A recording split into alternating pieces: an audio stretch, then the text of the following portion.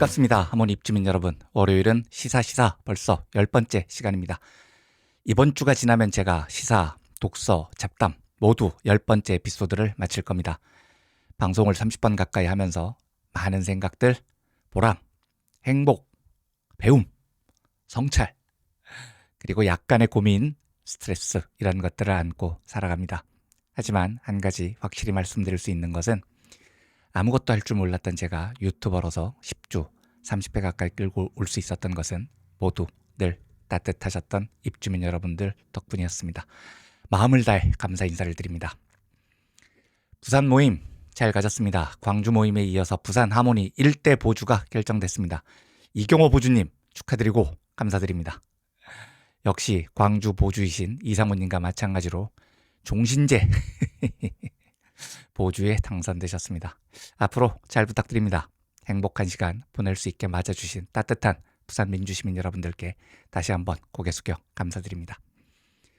그리고 여느 때와 마찬가지로 11일, 12일, 13일 사흘 동안 후원해주신 후원자분들께 감사 인사를 올리겠습니다.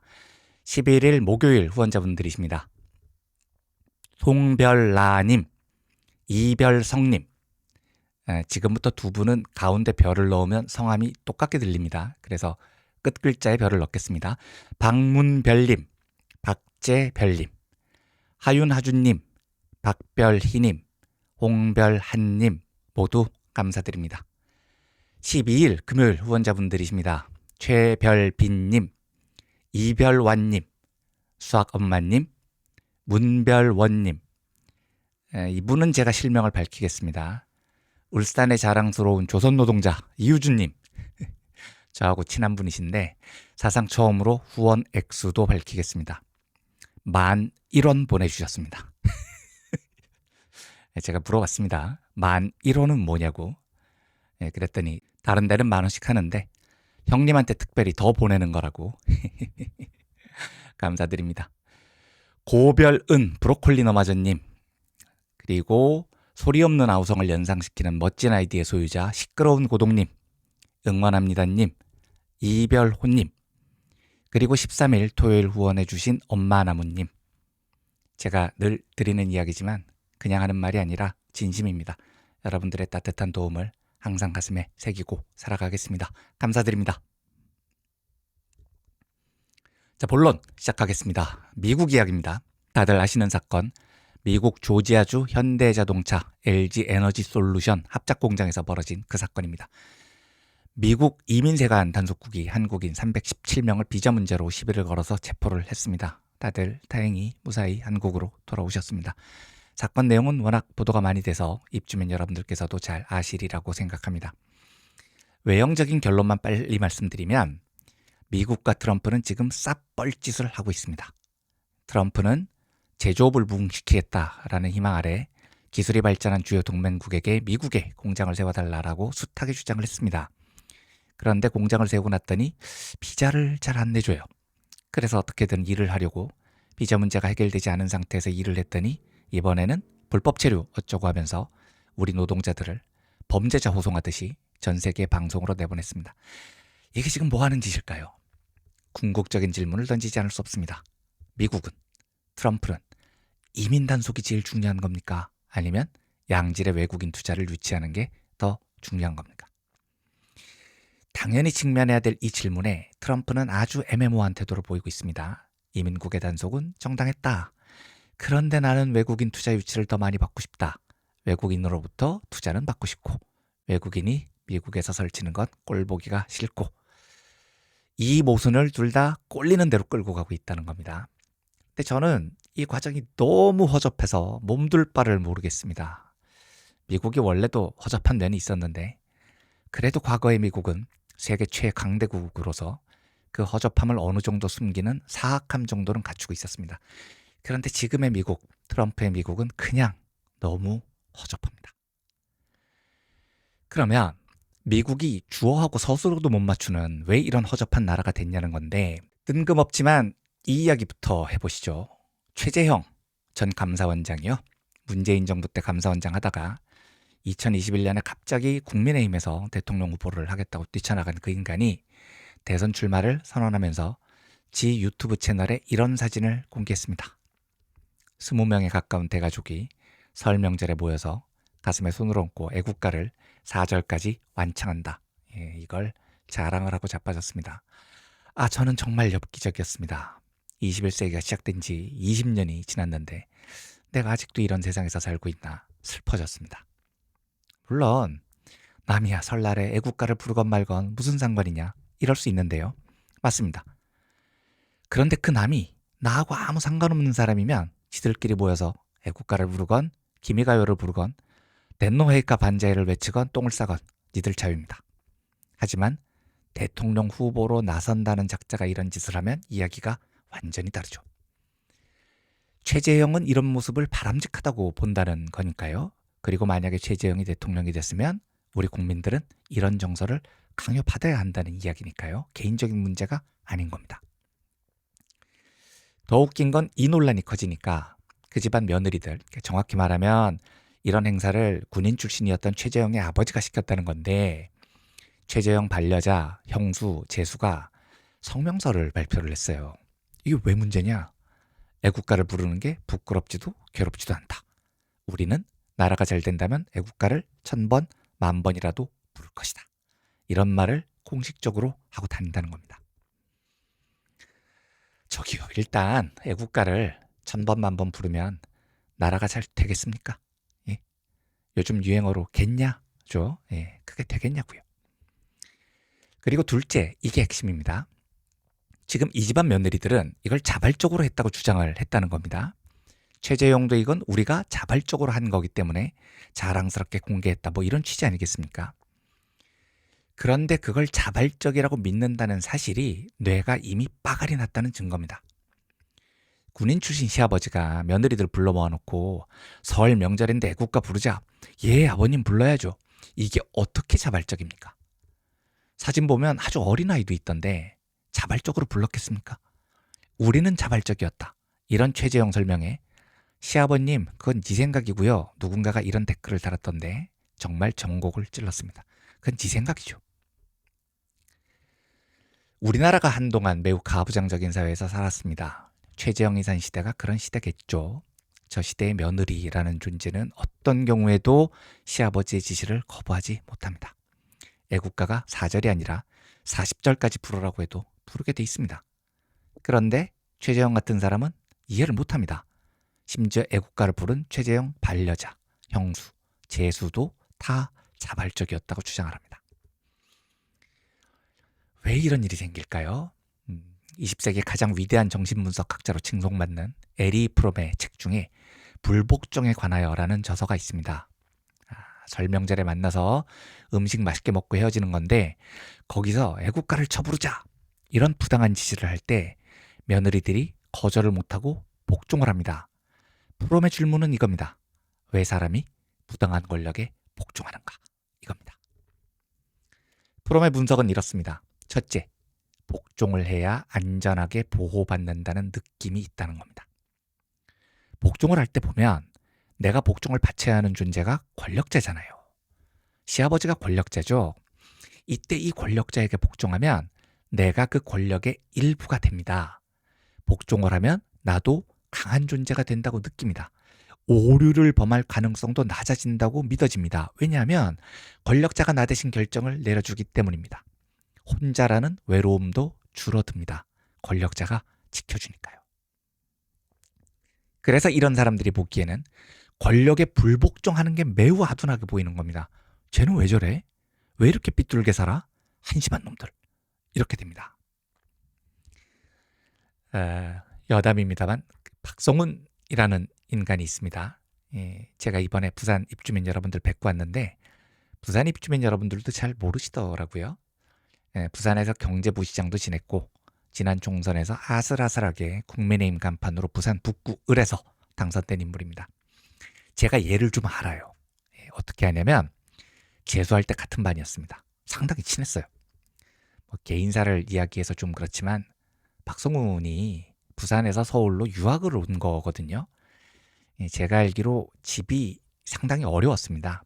그런데도 명문대를 가겠다는 일념에 집안의 모든 기대를 한 몸에 받고 서울 재수학원에 유학을 온 거니까 절박하게 공부를 했습니다. 서울대 정치학과에 합격을 했고 당시에는 저하고 꽤 친해서 합격한 이후에 우리 집에서 한 이틀 같이 머물면서 놀기도 했습니다. 왜 친하게 됐냐면 제가 뭐 절대 대단한 일을 했다는 이야기가 아니고요. 제가 학원에서 반장을 했습니다. 근데 학원에서 반장이라는 건 정말 별거 아닙니다. 프린텀을 나눠주고 담임 선생님 말씀 전달하고 그런 거예요. 아무도 하기 싫어하는 겁니다. 그런데 고등학교 때 반장 해본 사람 하니까 마침 우리 학교 출신 동기들이 같은 반에 몇 명 있어서 저를 가리키면서 예요! 이래버리는 바람에 팔자에도 없는 학원에서 재수반장을 했는데 제가 하기 싫은 표정을 지으니까 담임 선생님이 반장은 학원에서 만든 교재가 있거든요. 그걸 공짜로 준대요. 진짜 공짜로 주더라고요. 그래서 제가 그 교재를 교재값이 어느 정도 나갔겠죠. 그걸 성훈이한테 다 줬습니다. 저는 집에서 돈을 대줬으니까요. 그 과정에서 친해진 겁니다. 입학식 때 박성훈이 부모님한테 저를 소개하면서 나한테 도움 많이 준 반장이야. 이렇게 이야기를 했을 정도의 친분이 있었습니다.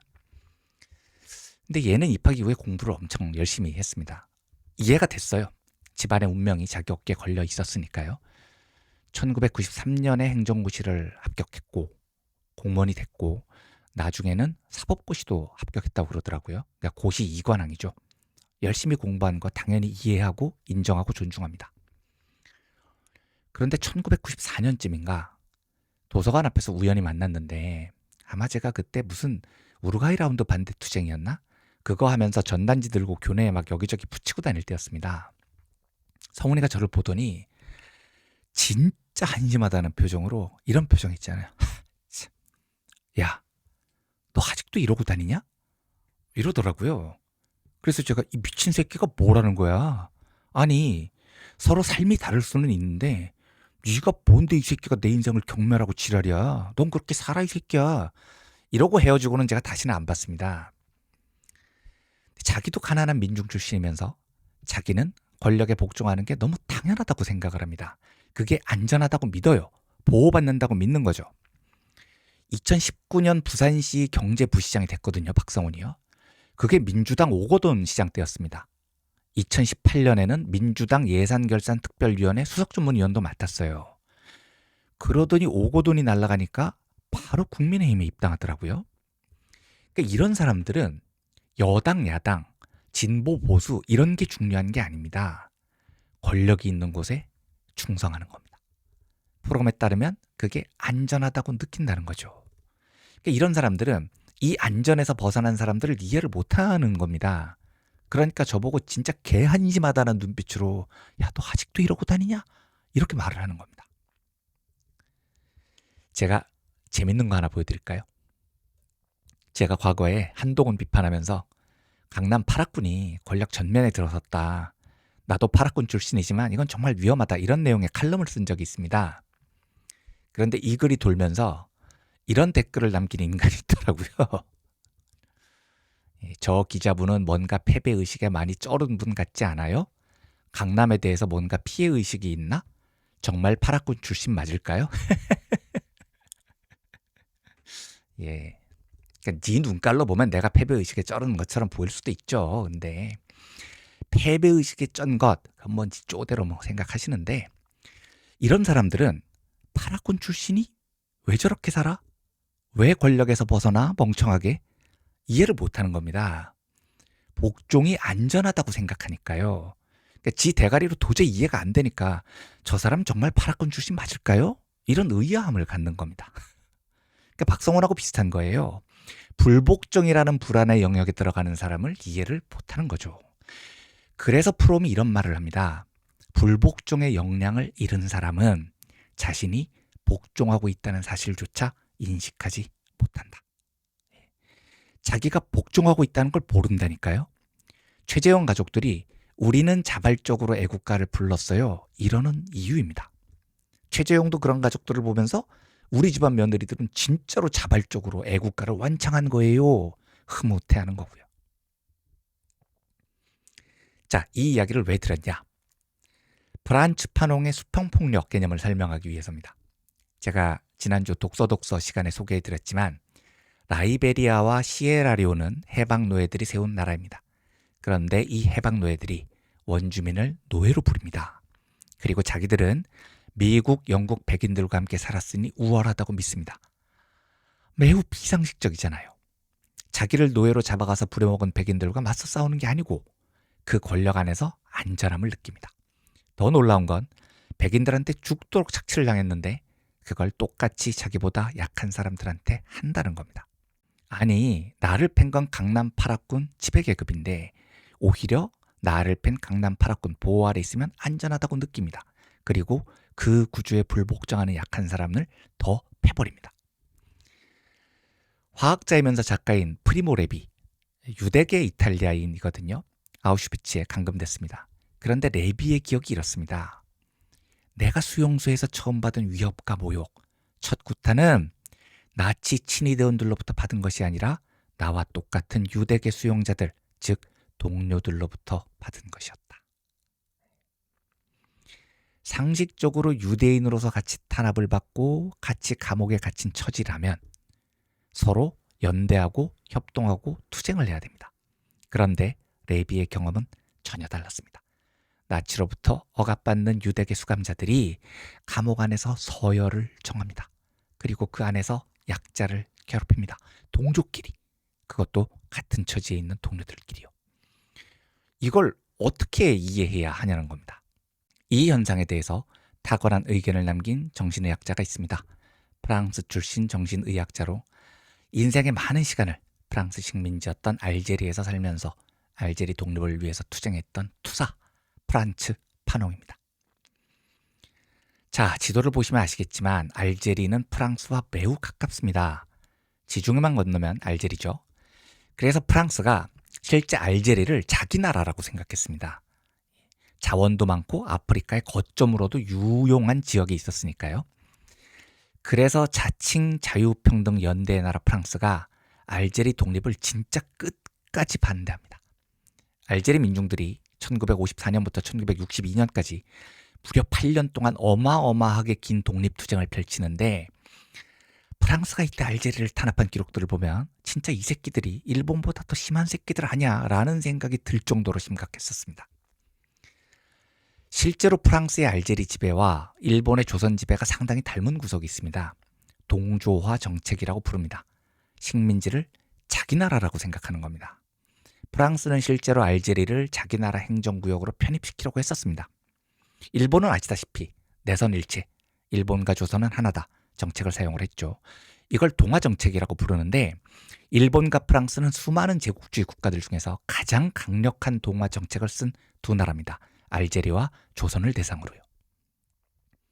그럼 왜 이런 짓을 하느냐? 거기가 중요하기 때문입니다. 식민지배라는 게 우리가 너희를 점령했다 이거잖아요. 이러면 당연히 피지배인의 저항이 거세집니다. 이때 내세우는 논리가 너희도 우리나라 국민이야 라는 겁니다. 같은 국민인데 왜 독립을 하려고 해? 이렇게 반박을 하는 겁니다. 말도 바꾸게 하고 성도 바꾸게 하고 문화도 바꾸려고 시도하고 그렇게 해놓고 악랄하게 수탈을 하는 겁니다. 제가 오늘 좋은 말을 좀 못하겠습니다. 프랑스 새끼들 이렇게 부르겠습니다. 이 프랑스 새끼들이 알제리를 1962년까지 안 놔줬거든요. 독립투쟁을 하는 민중들을 기요틴이라고 하죠. 단두대. 여기에서 수백 명이나 목을 쳤습니다. 이게 중세 이야기가 아니에요. 1950년대 일입니다. 미친 새끼들이죠. 알제리 독립전쟁에서 목숨을 잃은 알제리 민중들 숫자가 150만 명입니다. 그런데 프랑스 새끼들이 진짜 웃긴 게요. 아프리카에 식민지를 많이 뒀잖아요. 일본 놈들은 미국한테 쳐맞고 갑자기 전쟁에서 지니까 조선에 있던 일본 놈들이 허겁지겁 도망갔거든요. 그래서 적산이라는 걸 남겨놨단 말입니다. 일본 놈들이 착해서 남겨놨겠습니까? 하도 급하게 도망가다 보니까 챙길 시간이 없어서 친일파들에게 적산을 싼 값에 넘기고 튄 거죠. 그런데 프랑스는 아프리카에 기니라는 나라를 식민지배했었습니다. 1958년에 기니 민중들이 국민투표를 실시해서 98% 가까운 투표로 독립을 선언합니다. 그럼 프랑스가 떠나기로 한 거거든요. 그냥 안 떠났습니다. 프랑스 새끼들이 학교, 병원, 도로, 통신시설 이런 걸 다 때려 부수고 떠났습니다. 심지어 기니 군인들이 2차 세계대전 때 프랑스군에 소속돼서 싸웠거든요. 이 군인들을 무력화한다고 프랑스 새끼들이 기니 군인들이 먹는 음식에 독을 탑니다. 와, 진짜 미친 새끼들입니다. 알제리가 1962년 독립하는데 이때도 알제리에 살던 프랑스 정착민 피에 누아라고 부르거든요.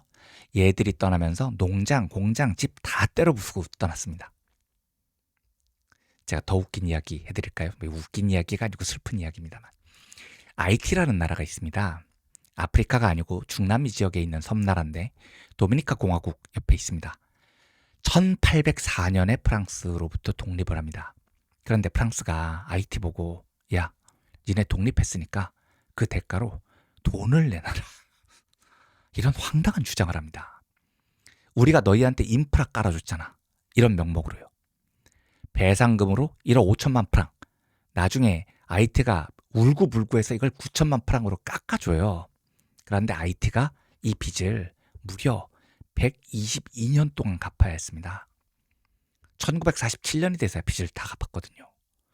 이걸 요즘 돈으로 환산하면 210억 달러, 20조 원이 넘는데 경제학자들 연구에 따르면 이자까지 치면 2천억 달러에 이른다는 겁니다. 300조 원 가까운 돈이죠. 이 돈을 갚느라고 지금 IT 경제가 파탄이 났습니다. 지금 IT가 아메리카 대륙에서 제일 가난한 나라입니다. 이게 IT 책임입니까? 이런 파렴치한 새끼들이 기사도를 논하고 자빠졌으니까 제가 빠개치는 겁니다. 아무튼 파농이 알제리에서 정신과 의사로 일하면서 독립투쟁을 벌였단 말입니다. 근데 보니까 알제리 민중들끼리 너무 치고받고 난리도 아니었다는 겁니다. 하루가 멀다 하고 민중들끼리 서로 죽이고 죽였습니다. 예를 들면 파농의 유작, 파농이 매우 안타깝게도 1961년 12월 36살의 젊은 나이에 백혈병으로 세상을 떠납니다. 그런데 딱 7개월 뒤에 알제리가 독립을 쟁취하거든요. 그러니까 파농은 그토록 염원했던 알제리 독립을 보지 못하고 세상을 떠납니다. 참 안타까운 일입니다만 파농이 1953년에 알제리에 정착을 했는데 이듬해인 1954년부터 알제리 전쟁, 그러니까 8년짜리 긴 독립전쟁이 시작됐습니다.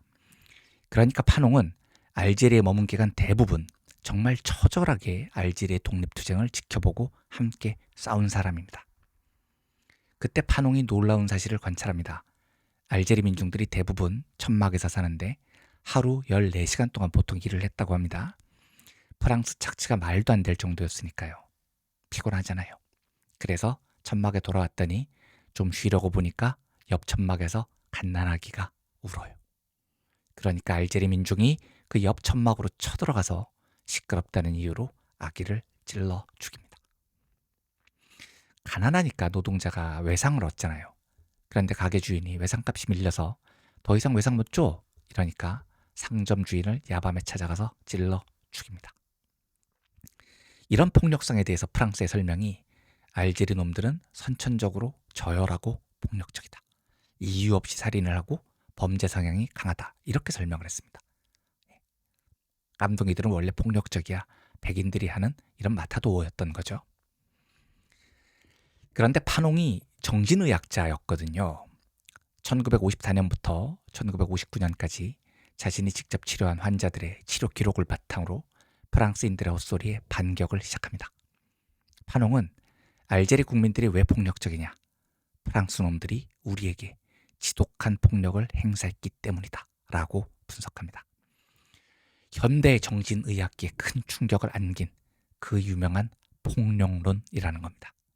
파농이 정확하게 정립한 개념은 아닌데 파농이 자신의 책에서 한 장을 할애해서 이 현상을 분석하면서 이후에 수평폭력과 수직폭력이라는 개념이 정신의학계에서 정립이 됩니다. 자, 센 놈이 약한 놈을 때렸습니다. 이걸 수직폭력이라고 부릅니다. 그런데 이렇게 맞으면 나를 때린 놈을 증오해야 되잖아요.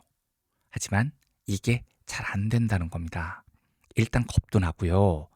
복종이 내 마음을 안전하다고 느끼게 만들고요. 그러면 맞은 것에 대한 분함이 해결이 안 되잖아요. 이때 20세기 최고의 정신분석 학자인 지그문트 프로이트가 말하는 전위 혹은 전치라는 개념이 등장을 합니다. 뭐냐면 맞아서 분해요. 화가 납니다. 그런데 이 화남을 나보다 약한 놈을 두들겨 패면서 해결을 하는 겁니다. 예를 들어서 부모님한테 엄청 맞았어요. 그러면 방에 들어오면서 강아지를 걷어찹니다. 나를 때린 건 부모인데, 수직폭력을 당한 건데 그 권력에는 대들지 못하고 나보다 약한 놈을 때리면서 감정을 전위시키는 거죠.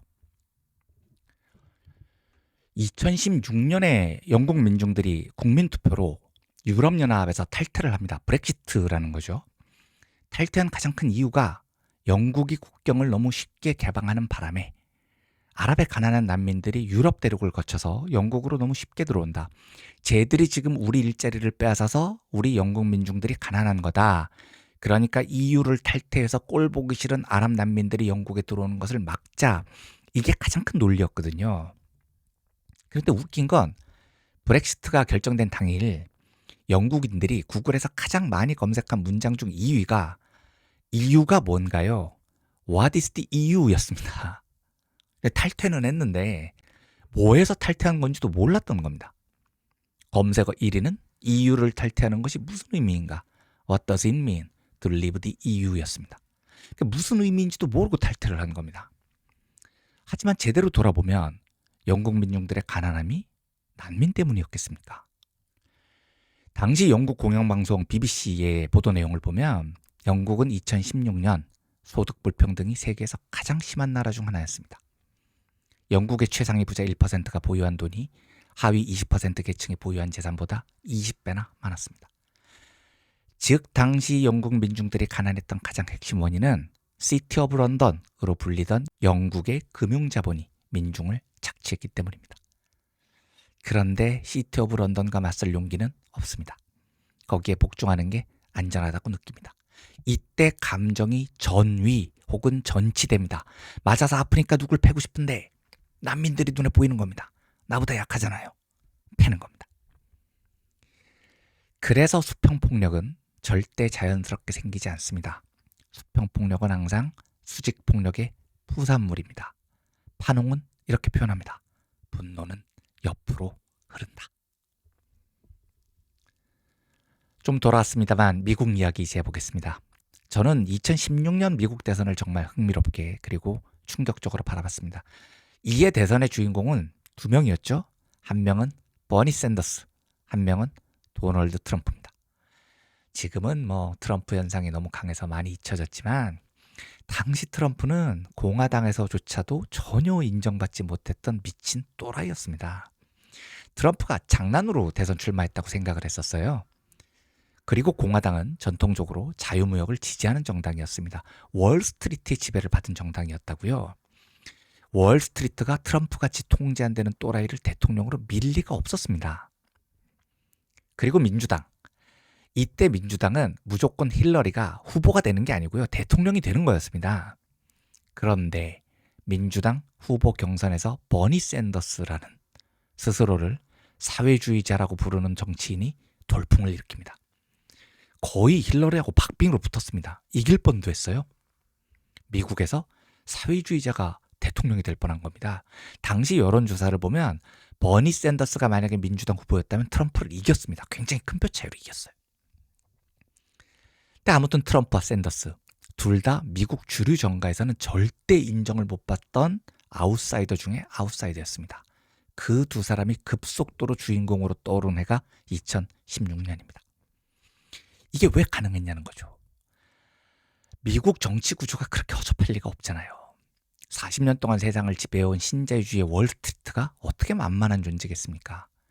그런데 이 두 돌풍이 진보와 보수 두 진영에서 동시에 일어난 배경을 봐야 됩니다. 미국 민중들이 2016년 너무 가난해졌던 겁니다. 영국하고 비슷합니다. 영국이 브렉시트, 유럽연합을 탈퇴한 해가 2016년입니다. 그리고 미국에서 샌더스와 트럼프라는 두 아웃사이더가 정치판을 휩쓴 해도 2016년입니다.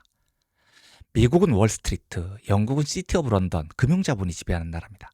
같은 해에 이 두 나라에서 이런 이변이 벌어진 건 절대 우연이 아닙니다. 대충 당시 시점으로 보면 36년에서 37년 정도 월스트리트와 시티 오브 런던이 신자유주의를 앞세워서 민중들을 너무 착취를 했습니다.